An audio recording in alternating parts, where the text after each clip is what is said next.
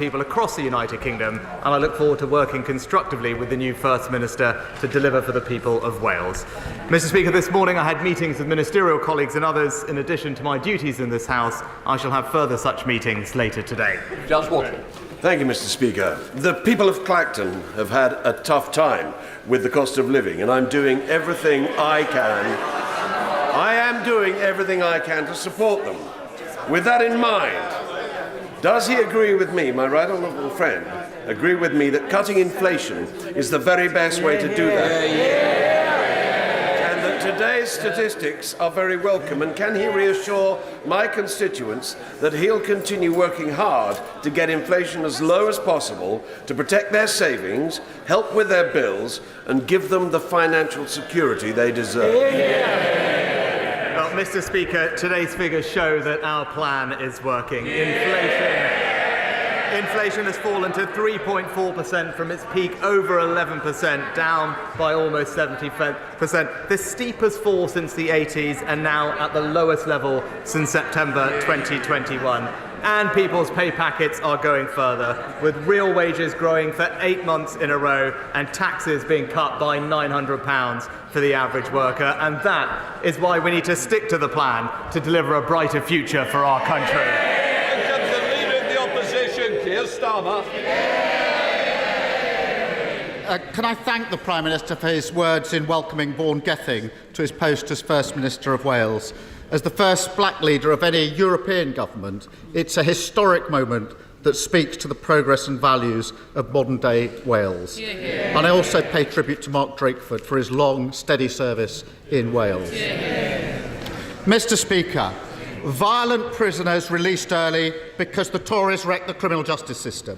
3,500 small boat arrivals already this year because the Tories lost control of the borders. The NHS struggling to see people because the Tories broke it. Millions paying more on their mortgages. A budget that hit pensioners. A £46 billion hole in his sums.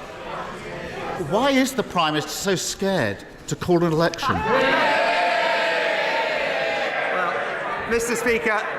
Speaker, as I said in January, my working assumption is that the election will be in the second half of the year. But I must say, I thought that out of everybody, he'd actually be the most grateful, Mr. Speaker, because he's now actually got time to come up with a plan for Britain.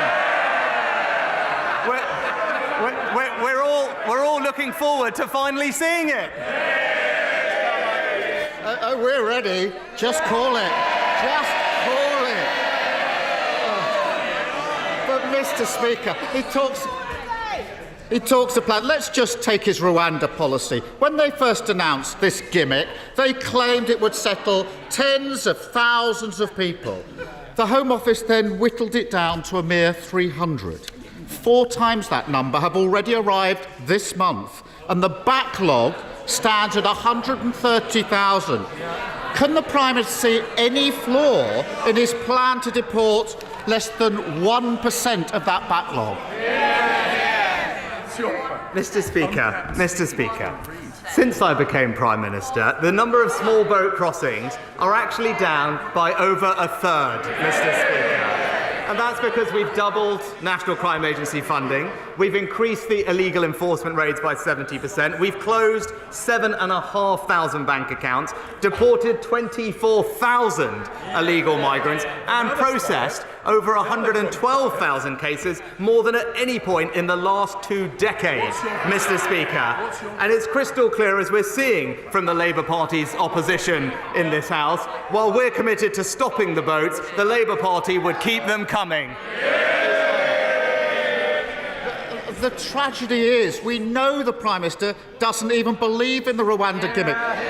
He tried to stop funding it, but he's now so diminished that his entire focus is stopping his MPs holding the sword of Damocles above his head, perhaps even literally in the case of the Leader of the House. His great hope is to percolate his party with a couple of empty planes, praying they won't notice when the flights stop going, the boat's still coming, and the costs keep mounting. How has he managed to spend £600 million of taxpayer money on a gimmick to deport 300 people? Mr. Speaker, it's crystal clear. Not only does the Labour Party not have a plan to fix this issue, but the truth is they don't actually care about fixing this issue. When he talks about the gangs, when we gave the police new powers to crack down on the people smuggling gangs, he spent months campaigning and voting against it. But thanks to our new laws, 900 criminals have been arrested. 450 have been convicted, serving over 370 years behind bars. If it was up to him, those criminals would still be out on our streets, Mr. Speaker. And the truth is, if he wasn't the Labour leader, he'd still want to be their lawyer.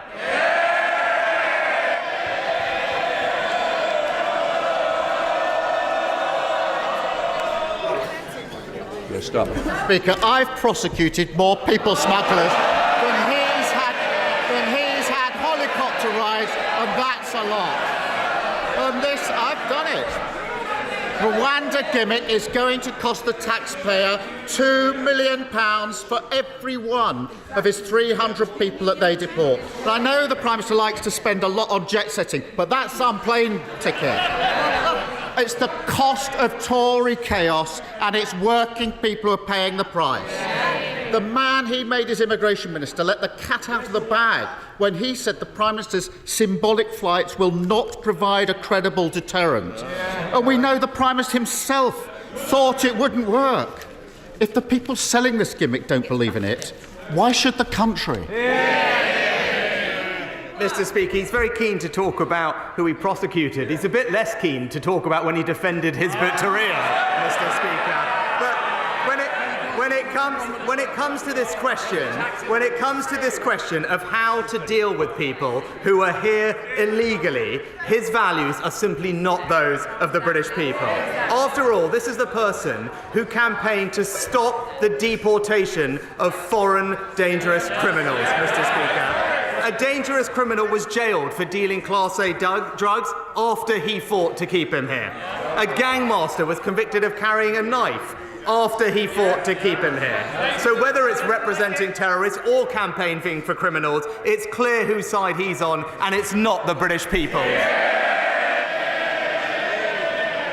It's genuinely sad to see him reduced to this nonsense. And let's take another example that I started with.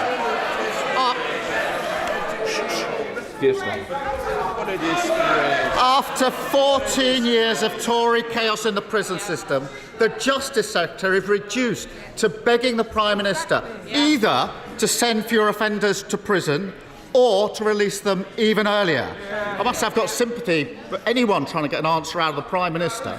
So what's it going to be? Fewer criminals behind bars in the first place, or more released early onto our streets? Which is it? Mr. Speaker, thanks to our record and plan, violent crime has fallen by 50%, Mr. Speaker. We've recruited more police officers, given them more powers, and kept serious offenders in prison for longer. What's his record? He voted against greater protection for our emergency workers, opposed tougher sentences for violent criminals, and failed to give police the powers they need. It would be back to square one with Labour, soft on crime and soft on criminals. You can see why he doesn't want an election, why his party have lost faith in him, why half his cabinet are lining up to replace him. No answers, no plan, no clue. And the Prime Minister has never had the courage to stand up to his party. So let me help him out and say to them what he wishes he could. The mortgage mayhem, the waiting list, the criminals walking free, they are the costs of Tory chaos. And if they can't bring themselves to stop the endless games and gimmicks, stop putting themselves before country, they should pack up, go home, and waste somebody else's time. It wasn't that difficult, was it, Prime Minister? Mr. Speaker, he talks... Prime Minister.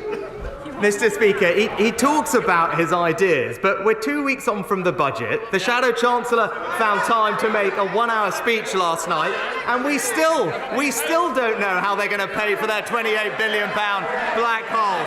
But while he tries to talk down Britain and the progress that we are making, today's news shows that the plan is working. Inflation down, Mr. Speaker. Energy bills down. Wages up, pensions up, and taxes cut by £900. And that is the choice. Higher taxes and back to square one with Labour, or tax cuts and real change with the Conservatives.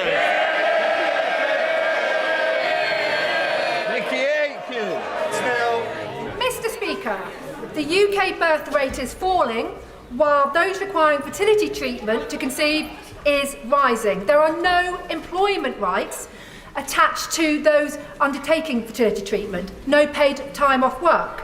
Would the Prime Minister join me in encouraging employers, large and small, across the United Kingdom to sign up to the Fertility Workplace Pledge, which I have launched with Fertility Matters at Work, LGBT Mummies, Fertility Network UK and many others to support those undertaking fertility when they're in work? Well, can I start by thanking my honourable friend for her excellent work campaigning on this issue.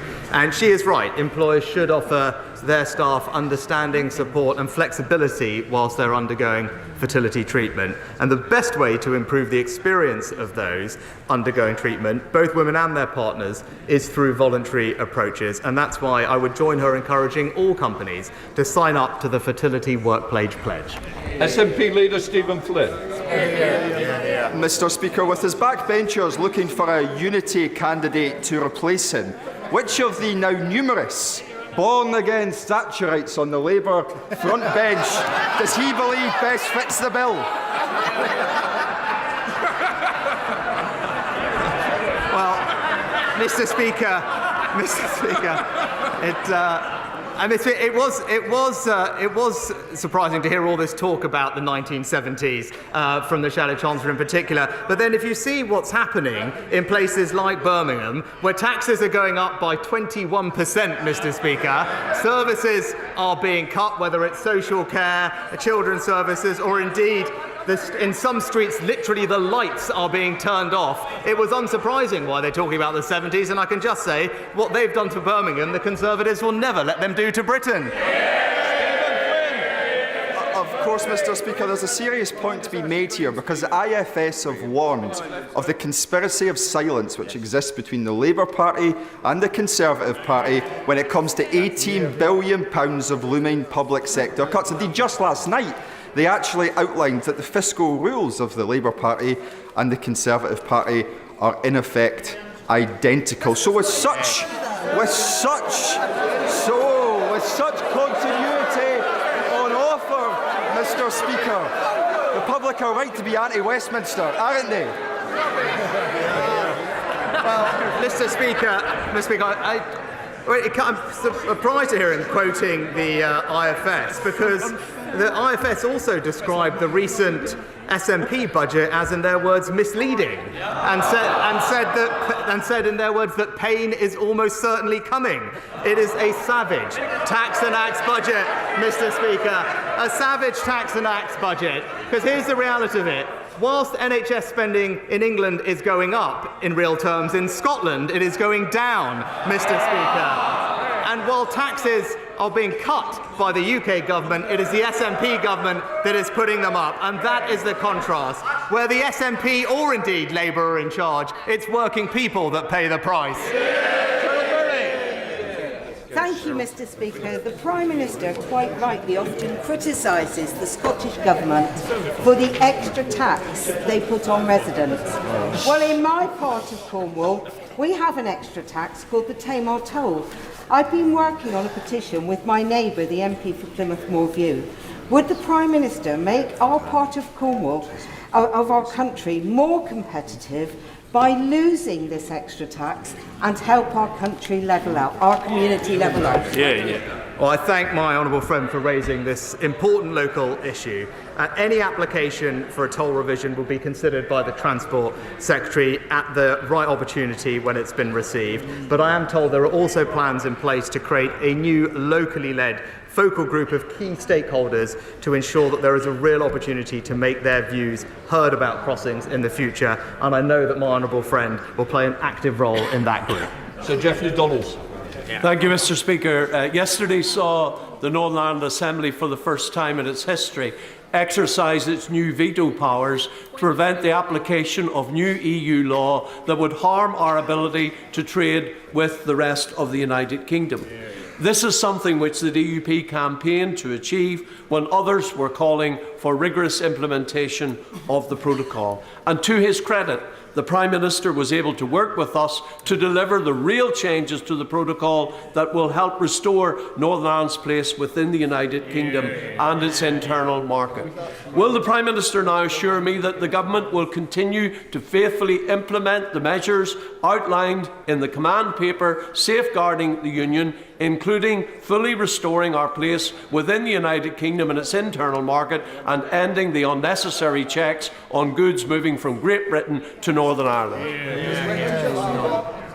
Well, I want to congratulate my honourable friend again on his leadership of unionism, and I agree it's been a very encouraging few weeks, and I salute the work of both the First Minister and Deputy First Minister in representing the future of Northern Ireland. And I can assure him that we will implement our commitments at pace, including further regulations to be laid before this House in coming days to take power to deliver those commitments on UK internal trade, also hosting the first meeting of the UK East-West Council and the establishment of Intertrade UK. But it comes down to this fundamental point, and I know that he will agree. Northern Ireland's place is stronger in the Union with locally elected politicians in place representing the needs of all parts of the community. Reverend Lee.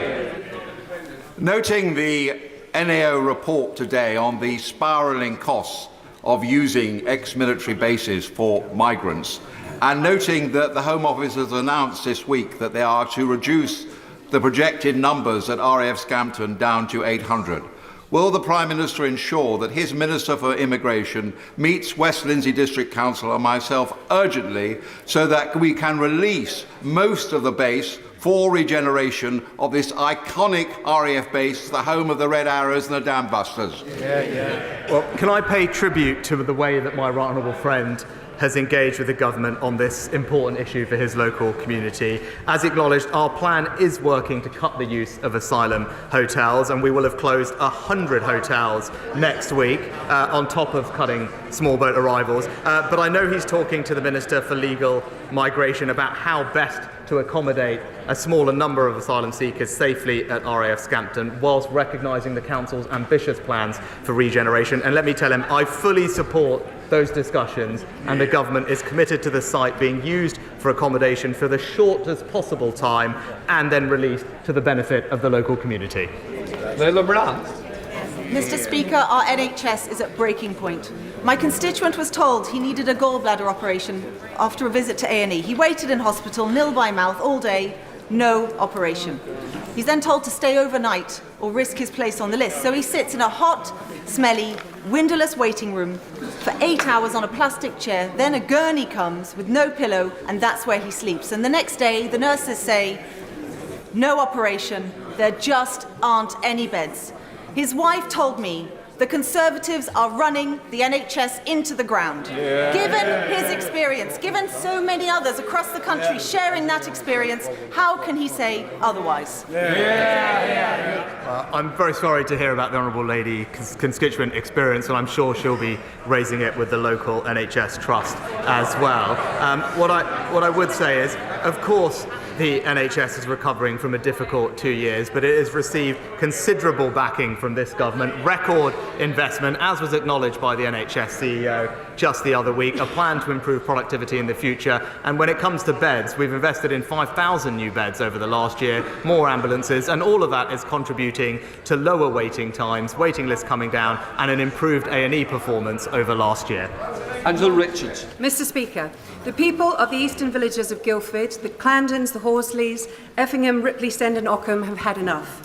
Unwanted development and villages taken out of the Greenbelt without promised infrastructure is why I've been calling for an immediate review of the local plan for the last 3 years. Does my right honourable friend agree with me that Labour's promise of concreting over the Greenbelt, even against the wishes of local MPs, would simply add insult to injury? Well, Mr. Speaker, unlike both the Liberal Democrats and the Labour Party, who believe in top-down targets that decimate the Greenbelt, we believe in local people having a say over their local communities, which is why we are committed to protecting and enhancing the Greenbelt. The national planning policy includes strong protections to safeguard this important land. I know her local plan is currently under review by the council, who have indicated they'll be updating it, and I hope the honourable member and her constituents engage with that process to help shape future Guildford for future generations. Kendrick. Mr. Speaker, the EU Foreign Policy High Representative Joseph Borrell said on Monday that Israel is provoking famine in Gaza and using starvation as a weapon of war. President Biden has said that there should be no attack on Rafah without a plan to ensure the safety of more than 1 million people living there. Does the Prime Minister agree with High Representative Borrell and President Biden? Because I do, and we need a ceasefire. If he does agree, would he say so here in the chamber today? Well, so as the honourable gentleman knows, I've explained opposition repeatedly, but the findings from the IPC are gravely concerning. It's clear that the status quo is unsustainable and we need urgent action now to avoid a famine. The UK is doing all it can to get more aid in and to prevent a worsening crisis. 2,000 tonnes of UK-funded food aid, including flour and hot meals, is being distributed by the World Food Programme in Gaza today, as we speak, enough to feed more than 275,000 people, and we will continue to do everything we can to alleviate the suffering that people are experiencing. Sir Bill Wiggin, closed question. Question number 9, sir.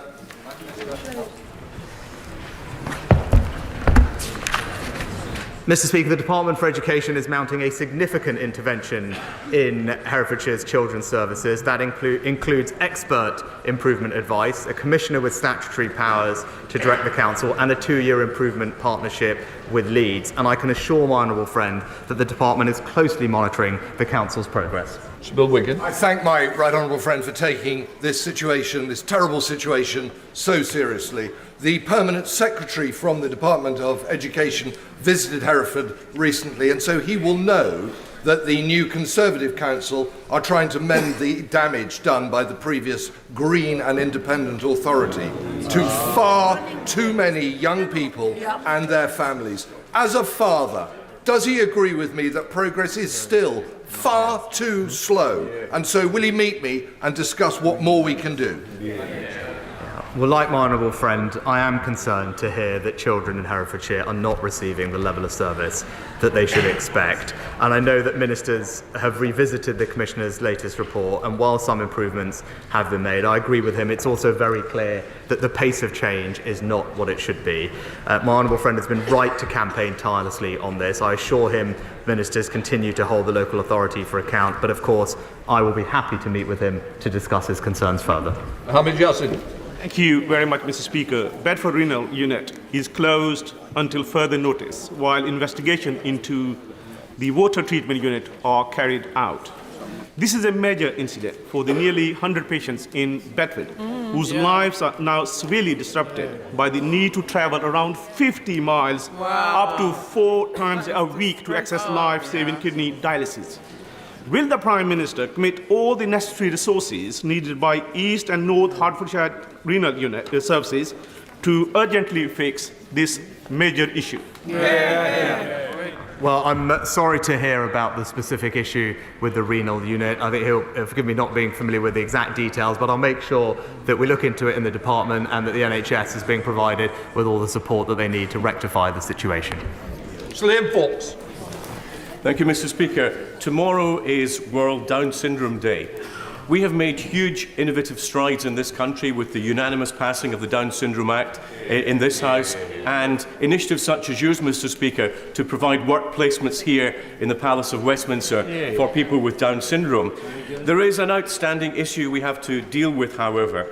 While the time limit on abortion in the UK is 24 weeks gestation, For Down syndrome, due to an anomaly in the law, it is 40 weeks up to full term, something that many members may not understand. With cross-party support, I will be tabling an amendment to the Criminal Justice Bill to equalise the time limit in line with our disability and equality legislation. Surely we cannot accept in the 21st century that people with Down syndrome are second-class citizens in our country.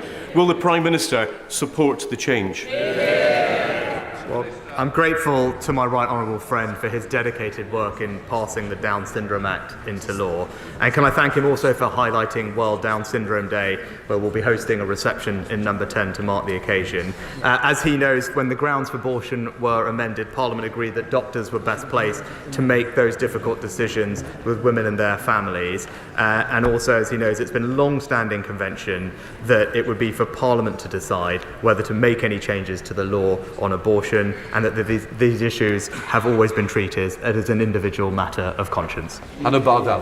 Thank you very much, Mr. Speaker. Some of my Livingston constituents in Broxburn and Craigshill have the misfortune of living in houses built with rack concrete. Many of them can't get insurance, can't get mortgages, and one constituent told me very emotionally he cannot even afford a survey. So will the Prime Minister arrange for his ministers to meet with me to discuss how his government can fund local authority and devolve governments that didn't even exist when these houses were built, and give the support that was promised? We need action now. Well, Mr. Speaker, I'd happily look into the issue that the Honourable Lady raises, but in the first instance, I'm sure it would be a question for the SNP government in Scotland to answer, to make sure that they're providing for their constituents. We have a strong track record of investing in local communities right across Scotland with our levelling up funding and investment partnerships. But when it comes to housing, obviously she'll know that that's a devolved area, but I'll happily look into the issue that she raises. Andrew Rosendale. Mr. Speaker, sir, the Prime Minister should be aware that the people of Romford are appalled by the catastrophic reign of the current Mayor of London. So, does he agree that traditional boroughs like Havering should have more independence from City Hall, but in the meantime, to save London, shouldn't we sack Sadiq and elect Susan Hall as the next Mayor of our capital? Well, can I pay tribute to the Honourable Member for Romford's championing of his area and his passion to preserve its character. Now, as he says, whilst there aren't current plans to redraw the boundaries, I can understand his desire, especially with London being run by the Labour Mayor, with nightlife being decimated, crime increasing, and the Mayor raising taxes on hard-working people by over 8%. London can certainly, Mr. Speaker, do better, and the only way for pride to be restored in London is with Susan Hall as its new London Mayor. Thank you, Mr. Speaker. Last Sunday was the second anniversary of P&O Ferry's illegal sacking of 786 British seafarers. And despite what ministers have said, P&O has faced no sanction, and this government's new code of practice on fire and rehire would not stop it happening again. This Parliament will be the worst on record for living standards, and real wages are still worth less than they were in 2008. So why, after 14 years, has this government failed to deliver a better deal for workers across Britain? Well, Mr. Speaker, in fact, as the Chancellor just recently pointed out, living standards are £1,700 higher in real terms than they were in 2010. And if he wants to do something to protect working people in this country, perhaps he should have a chat with his Shadow Chancellor about her plans to impose £28 billion of tax rises on everyone in our country. Sarah Atherton. Thank you, Mr. Speaker. After decades of a Labour MP, Wrexham was known as Spice Town, but not anymore. In the last 4 years, we've become a city with a £160 million investment zone, £20 million town fund, £23 million share prosperity fund. We're soon to have the largest trading state in Europe with more jobs than job seekers. We've secured the future of Hightown Barracks, and Hollywood has boosted our football club. Agree with me that it's this Conservative MP and this Conservative government.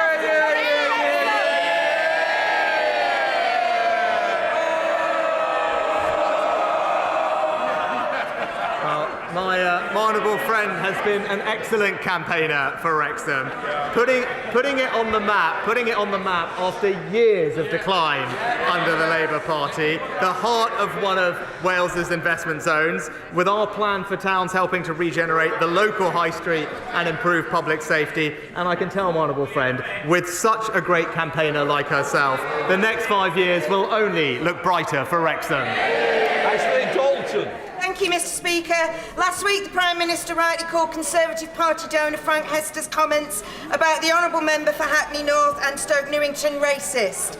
It has since emerged that Mr. Hester has made comments that a group of Indian members of staff should climb on the roof, like on the roof of a train, and has made reference to Asian Corner. Does the Prime Minister agree with me that these comments are racist? Yes or no? Mr. Speaker, I addressed this last week, and the Minister for Women and Equalities addressed this just half an hour ago. Father of the House, Sir Peter Bottomley. Thank you, Mr. Speaker. You and the Prime Minister will be welcome in the Arran district of my constituency, where developers are trying to build over every vineyard, horticultural nursery and agricultural land. Could he point out that the last place to build homes is prime agricultural land, especially in an area where developers have enough permissions to meet the Council's targets for the next 5 years? Well, Mr. Speaker, my honourable friend is right that sustainable development must be at the heart of our planning system, and that's why we're committed to meeting the housing needs of our communities by building homes, the right homes, in the right places, making sure that everyone uses best use of brownfield land, conserving our countryside, but that's also the point that he makes, which is important. As I've been crystal clear, we must protect agricultural land. Food security is incredibly important, and we need our farmers to produce more great British food. Andy Slaughter. Thank you very much, Mr. Speaker. We know the Prime Minister has received advice about the legality of the Israel-Gaza war, that he's had time to consider it, that governments can and do publish such advice. So will he tell the House what steps he is taking to act on that advice in reviewing UK arms sales, in supporting proceedings in the ICJ and ICC, and in exercising the UK vote in the UN Security Council? Well, Mr. Speaker, we continue to call for Israel to respect international humanitarian law and for civilians to be protected. Too many civilians have been killed, and we want to see Israel take greater care to limit its operations to military targets. These are points that both I and the Foreign Secretary have repeatedly made to Prime Minister Netanyahu. We have previously assessed that Israel is committed and capable of complying with international humanitarian law, and of course we always keep this under review. Vickers. Thank you, Mr. Speaker. The Prime Minister will be aware of plans by National Grid to build 50-metre high pylons, a network through much of rural Lincolnshire, which is causing much consternation, particularly in rural villages. Could my right honourable friend assure my residents that when finally ministers consider the consultations that come forward from National Grid, that they will give sympathetic consideration to putting some of the sections underground? Well, Mr. Speaker, my honourable friend is absolutely right to raise the concerns of his constituents, and he will recognise the balance that we need to strike by making sure that we give our country the energy security that it needs, but do that in a way that is respectful of the impact on local communities. I'll be sure to make sure that ministers take into account the concerns that he's raised and that all the views of his local constituents are taken into account. Final question, Terry Ali. Mr. Speaker, given the Prime Minister's and his government's days are numbered and will soon be in opposition, will he use the small amount of time available to him and join the 138 United Nations member states and recognise the state of Palestine? Mr. Speaker, our position has been consistently clear that we will recognise the state of Palestine when it makes most beneficial sense for the overall peace process. Of course we're committed to an ultimate two-state solution, but in the here and now what we are calling for is an immediate, sustained humanitarian pause which would allow for the safe release of hostages, including British nationals, and more aid to reach Gaza. And we would urge all sides to seize the opportunity and continue negotiations to reach an agreement as soon as possible. Please, Prime Minister's questions.